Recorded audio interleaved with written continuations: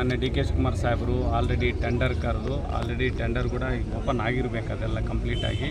ಮತ್ತು ಮಳೆರಾಯ ಈ ಸರಿ ಮುಂಗಾರೆ ಸ್ವಲ್ಪ ನೀರೆಲ್ಲ ದಿನ 1 TMC ನೀರು ಬರ್ತಾ ಇದೆ, 12 TMC ನೀರು ಬಂದಿದೆ.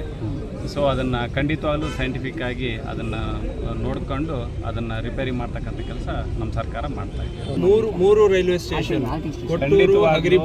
ನಾವು ಶಾಸಕರು, ಸರ್ಕಾರ, ರಾಜ್ಯ ಸರ್ಕಾರ, ಕೇಂದ್ರ ಸರ್ಕಾರ ಎಲ್ಲರೂ ಸೇರ್ಕೊಂಡ್ಬಿಟ್ಟು ಜನರು ಅಭಿಮಾನ, ಪ್ರೀತಿ, ವಿಶ್ವಾಸಕ್ಕೆ ಮುಂದಿನ ದಿನದಲ್ಲಿ ಅವ್ರ ಬೇಡಿಕೆ ಪರ ನಾವು ಕೆಲಸ ಮಾಡ್ತೀವಿ. ಅಲ್ಲೊಂದು DC ಅವರೆಲ್ಲ ಮೀಟಿಂಗ್ ಮಾಡಿದ, ಟಾಸ್ಕ್ ಫೋರ್ಸ್ ಮೀಟಿಂಗ್ ಆಗಿದೆ.